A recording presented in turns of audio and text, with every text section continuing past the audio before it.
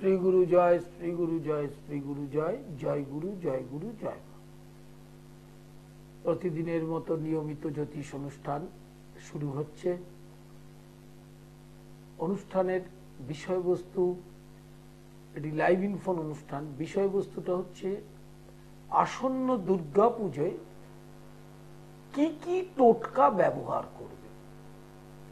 দুর্গা পুজো চলাকালীন এই টোটকাগুলো আপনাকে অনেকভাবে উপকৃত করবে। প্রথম যে টোটকাটি, সেটা শুনুন মন দিয়ে এবং লিখে নেবেন।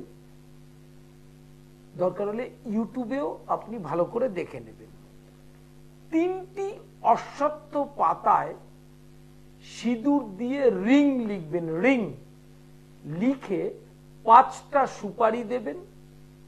লবান আর হরিতাল, লবান ও হরিতাল এই দুটো বস্তু পাবেন দশকর্মা ভান্ডারে, সেইটা। আর 6টি পান দিয়ে লাল কাপড়ে ওটা রেখে একটি বিশেষ মন্ত্রে 1008 বার অভিষিক্ত করবেন। ওম ঐং লিং শ্রিং ক্লিং কমলাত্মিকা স্বাহা। আবার বলি, ওম ঐং লিং শ্রিং ক্লিং কমলাত্মিকা স্বাহা।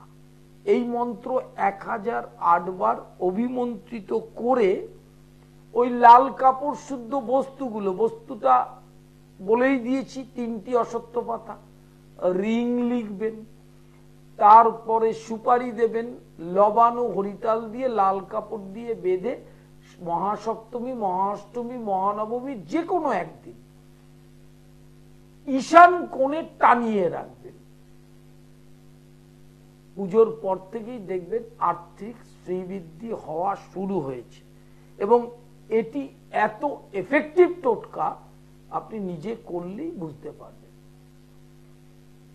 দ্বিতীয় টোটকাটা লিখে নিন, যাদের বাস্তুতে খুব সমস্যা, দুর্গাপুজো চলাকালীন করতে হবে। ওটি সপ্তমী, অষ্টমী, নবমীতে কি করতে হবে?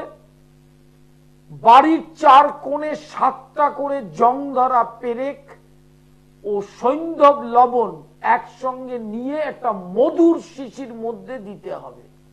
4খানা মধুর শিশি কিনতে হবে। 4টে ছোট ছোট মধুর শিশির মধ্যে জং ধরা পেরেক, সৈন্ধব লবণ দিয়ে বাস্তু 4 কোণে পুঁতে দেবেন। সপ্তমীর দিন একটা করবেন, অষ্টমী, নবমী, এইভাবে করলে ভালো হবে। আপনার বাস্তুতে দোষজনিত বিষয়ে যে সমস্যাগুলো হয়, সেই সমস্যাগুলো থেকে ধীরে ধীরে সমস্যা থেকে মুক্তি পাবে। শত্রুর উৎপীড়ন, চরম শত্রুতা, জ্ঞাতি শত্রুতা হতে পারে, রাজনৈতিক শত্রুতা হতে পারে, প্রতিবেশী শত্রুতা হতে পারে। সেক্ষেত্রে সপ্তমী, অষ্টমী, নবমী যে কোনো একদিন একটি পুতুল বানাবেন। পুতুলটা বানিয়ে সেই পুতুলটাকে চিতার ভস্য যে ছাই থাকে সেটা মাখাতে হবে। পুতুলটাকে মাখিয়ে লাল কাপড় দিয়ে মুড়ে একটি গুহ্য মন্ত্র আছে, যেটা এখানে বলা যাবে না, যদি কারো প্রয়োজন হয় চেম্বারে এসে লিখে নিয়ে যাবেন।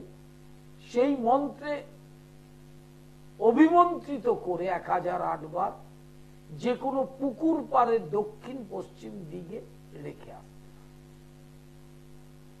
চরম শত্রু আপনার পায়ে পড়বে। লাইভ ইন ফোনে প্রত্যেককে স্বাগত। 2টো প্রশ্ন করবেন, জন্ম তারিখ, সময়, স্থানের নাম বলবেন। আসন্ন দুর্গাপুজো উপলক্ষে আমার নিজ গৃহ বাসভবনে গত বছরের দুর্গাপুজোর শ্রীমূর্তি দর্শন করুন। দুর্গাপুজো হয়, আমি আলোচনায় যাব। ফোন এসে গেছে। হ্যালো, নমস্কার স্যার। বলুন। বর্ধমান থেকে বলছি স্যার। বলুন ডেট অফ বার্থ, টাইমটা। স্যার আমার নাম কাঞ্চন ঘোষ, যেটা পরে হলো 1 জানুয়ারি 1985। 1 জানুয়ারি 1985, টাইম 4টে 7:30। কোথায় জন্মেছেন? বর্ধমানেই? বর্ধমান।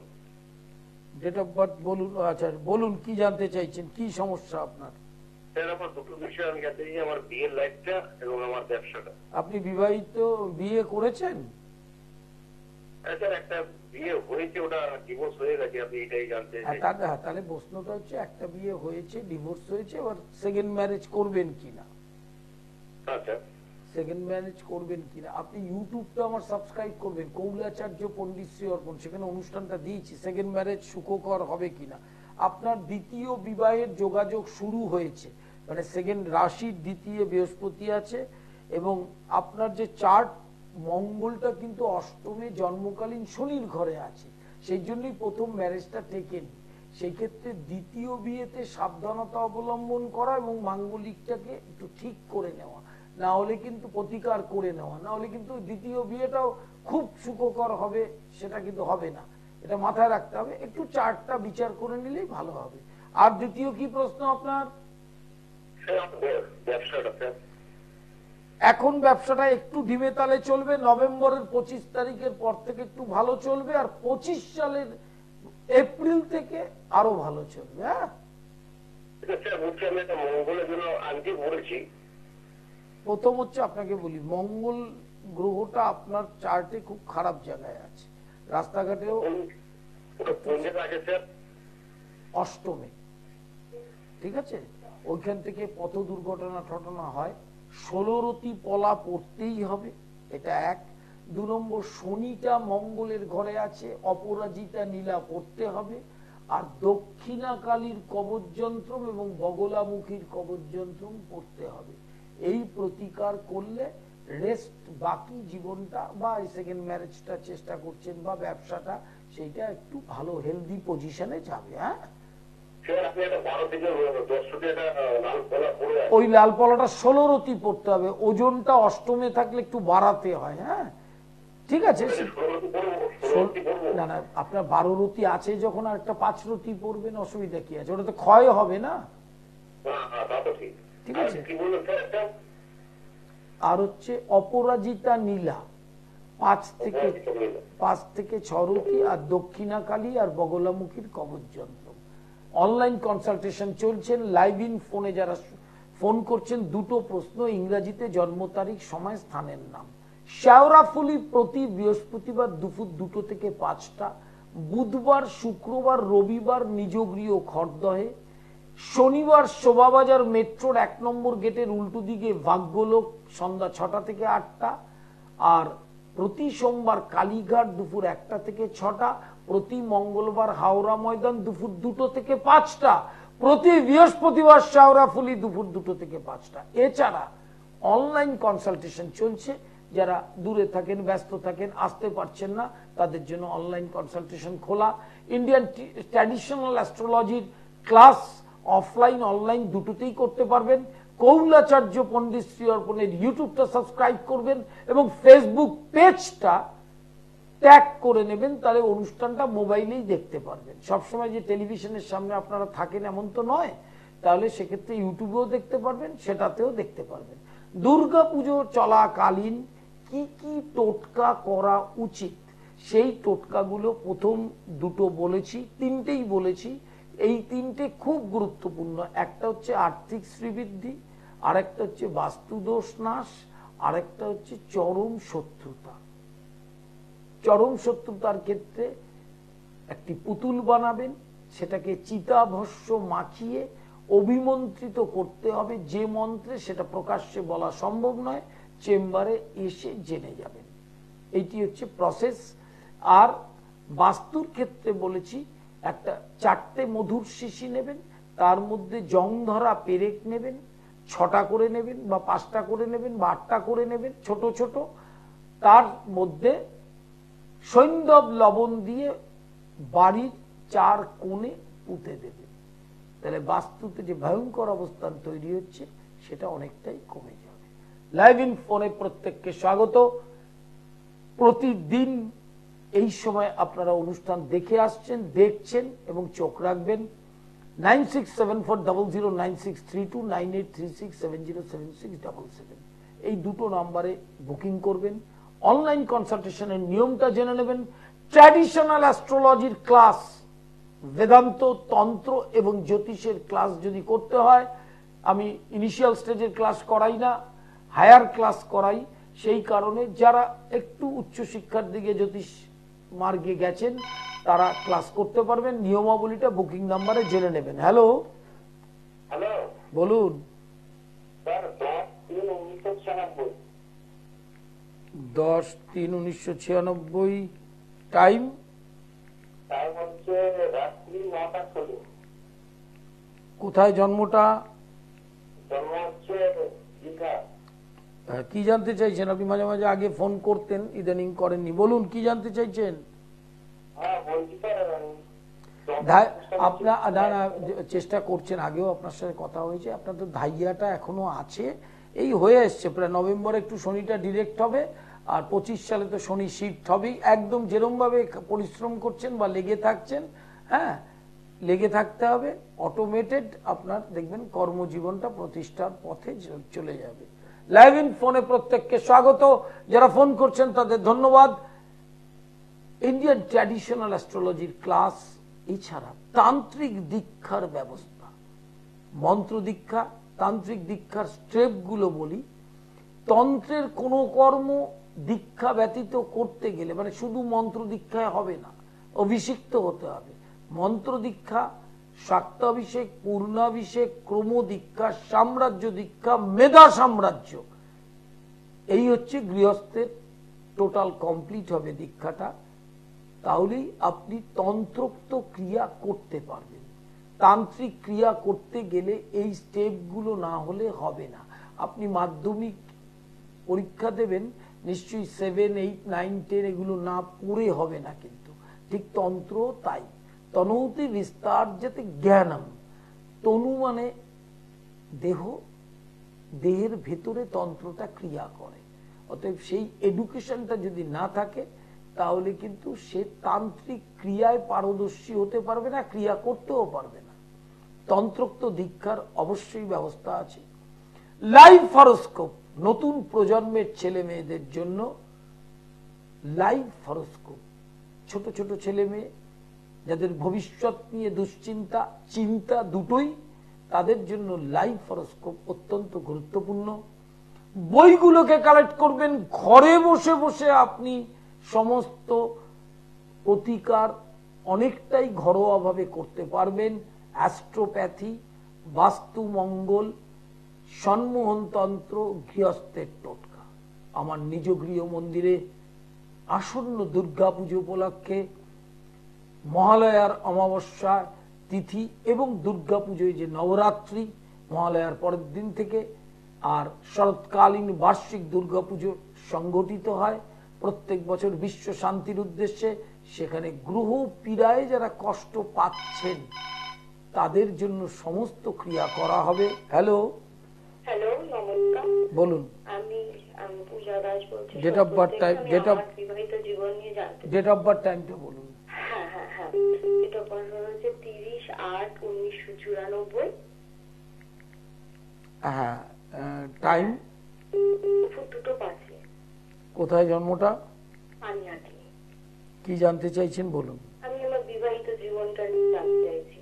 প্রথম হচ্ছে আপনার মঙ্গলটা সপ্তমে হলো, মঙ্গলটা সপ্তমে এবং রাশির দ্বিতীয়, সেক্ষেত্রে দাম্পত্য শান্তির অভাব আছে। এখন আপনি কি জানতে চাইছেন, এটা ডিভোর্স হবে কিনা, রিম্যারেজ হবে কিনা, বা শান্তি আসবে কিনা, কোনটা চাইছেন? আমি চাইছি শান্তি আসবে কিনা। আমাদের বিবাহিত জীবনে মনে হয় 3% প্রচন্ড পরিমাণে ইনভলভ হয়। শুনুন, প্রথম হচ্ছে আমাকে বলে দিই, সপ্তমে মঙ্গল থাকলে মাঙ্গলিক এটার জায়গাটা ঠিক করতে হবে, এবং এই চার্টে ডিভোর্সের জায়গাটা কম, কিন্তু এই যে তৃতীয় ব্যক্তির প্রবেশ এবং সেখান থেকে দাম্পত্য অশান্তি, এটাকে কিন্তু প্রতিকার করলে একটা সুস্থ জায়গায় ফেরা সম্ভব। ঠিক আছে, ঠিক আছে, ফেরা সম্ভব অবশ্যই। আর বৃষ রাশি আপনার, সেই রাশির ক্ষেত্রে 2025-এর ফেব্রুয়ারির পর থেকে একটা ভালো টাইম আসবে, কিন্তু ভালো টাইম মানে এ নয় যে দাম্পত্য শান্তিটা ফিরবে।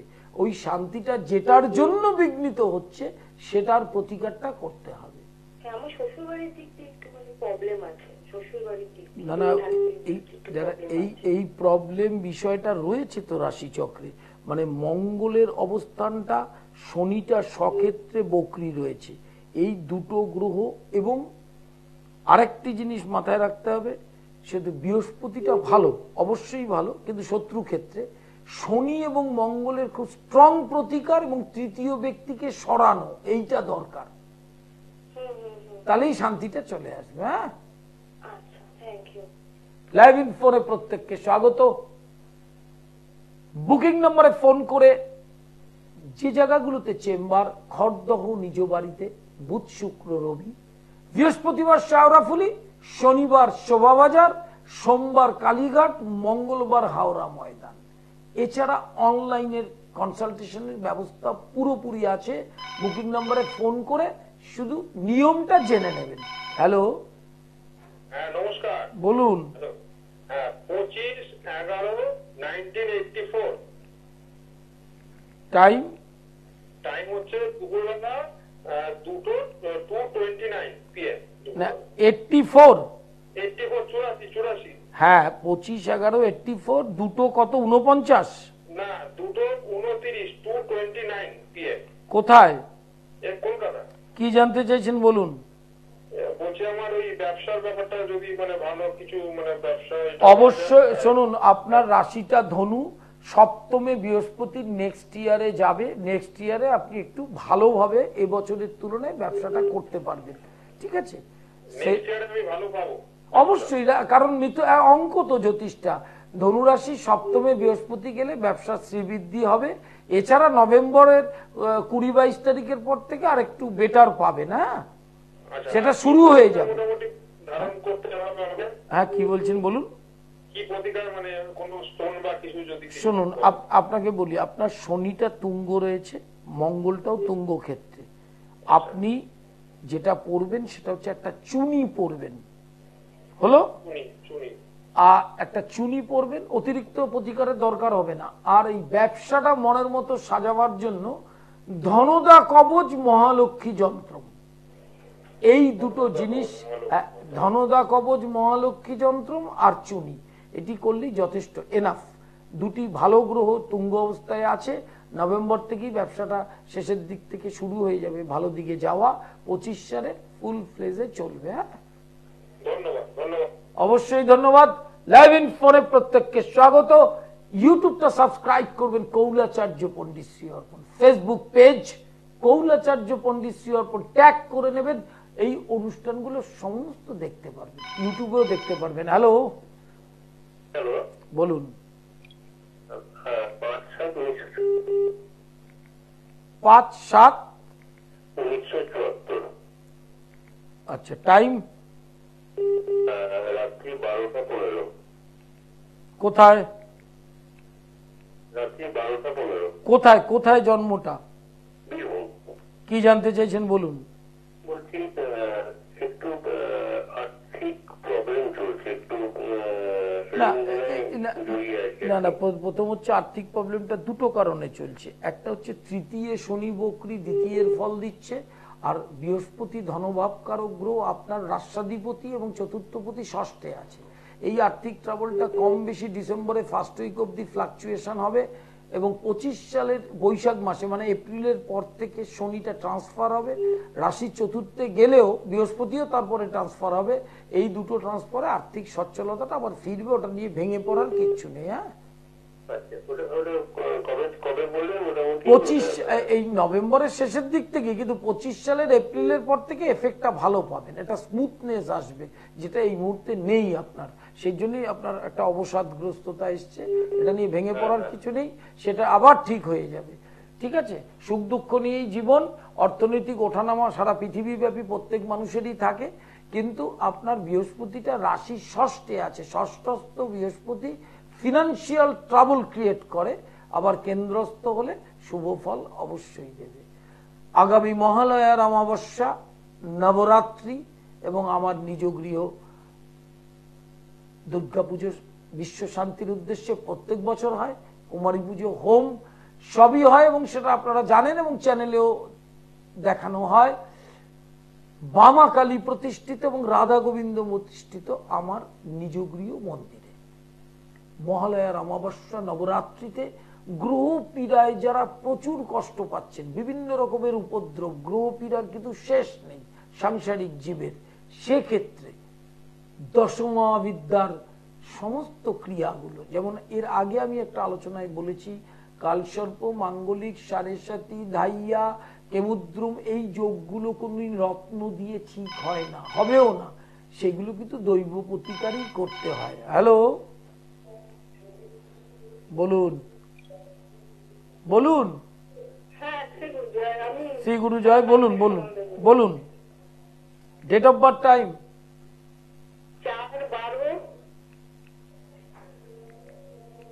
4/12 না না 4/12/2008। টাইম? কোথায়? কি জানতে চাইছেন বলুন। প্রথম হচ্ছে জন্মকালীন অষ্টমে চন্দ্র আছে, ওটা তো একটু অশুভ, 7.5 চলছে, একটু কনসেন্ট্রেশনের অভাব হবে, হ্যাঁ, আশানুরূপ নম্বরে সমস্যা হতে পারে, কিন্তু এই জায়গাগুলো একটু ঠিক করে নিতে হবে। এমনি কোন ক্লাসে পড়ে? হ্যাঁ, মাধ্যমিক দেবে, 7.5 আছে, ওটার কিন্তু প্রতিকার করে নিয়েই পরীক্ষাটা দিলে নম্বরটা মনের মতো পাবে, ঠিক আছে? আর রাহুটা সপ্তমে রয়েছে শনির গৃহে, অতএব রাহুর প্রতিকারটা করতে হবে, নইলে অন্যান্য অনেক সমস্যা আসতে পারে। আর মাধ্যমিকে ভালো রেজাল্টের জন্য ওই 7.5 প্রতিকারটা করতে হবে, যেহেতু কুম্ভ রাশি 7.5 চলাকালীনই রেজাল্টটা বেরোবে এবং পরীক্ষাটা দেবে। নীল সরস্বতীর কবচ যন্ত্রম এবং কুম্ভ রাশি যে 7.5 তার প্রতিকারটা করা। হ্যাঁ, আর চন্দ্র অষ্টমে, জল থেকে সাবধান থাকতে হবে সারা জীবন, ঠিক আছে? আপনি অনলাইনে কনসালটেশন করে নিতে পারবেন, আসানসোলে থাকলে তো কোনো চিন্তার কিছু নেই, বুকিং নম্বরে ফোন করবেন, ঠিক আছে? 7.5টা ঠিক করে পরীক্ষাটা দিলে রেজাল্টটা মনের মতো হবে, ক্যারিয়ারটা গঠন হবে। হ্যাঁ, ধন্যবাদ ফোন করার জন্য। লাইভ ইন ফোনে প্রত্যেককে স্বাগত। ইউটিউব সাবস্ক্রাইব করবেন কৌলাচার্য পণ্ডিত শ্রী অর্প, আর ফেসবুক পেজ ট্যাগ করে নেবেন কৌলাচার্য পণ্ডিত শ্রী অর্প। আসন্ন দুর্গাপুজো উপলক্ষে সপ্তমী, অষ্টমী, নবমীতে কি কি টোটকা করবেন অনুষ্ঠানের প্রথমেই বলেছি, আবার ইউটিউবে যখন আপলোড হবে তখন ওখান থেকে দেখে লিখে নেবেন, কারণ এই 3টি টোটকা, আর্থিক শ্রীবৃদ্ধি, দ্বিতীয়টি বাস্তু, তৃতীয়টি হচ্ছে চূড়ান্ত হেনস্থা হচ্ছেন শত্রু দ্বারা, সেক্ষেত্রে কি করবেন। অতএব আজকের মতো বিদায়, আবার দেখা হবে, নমস্কার। দূর আর দূরে নেই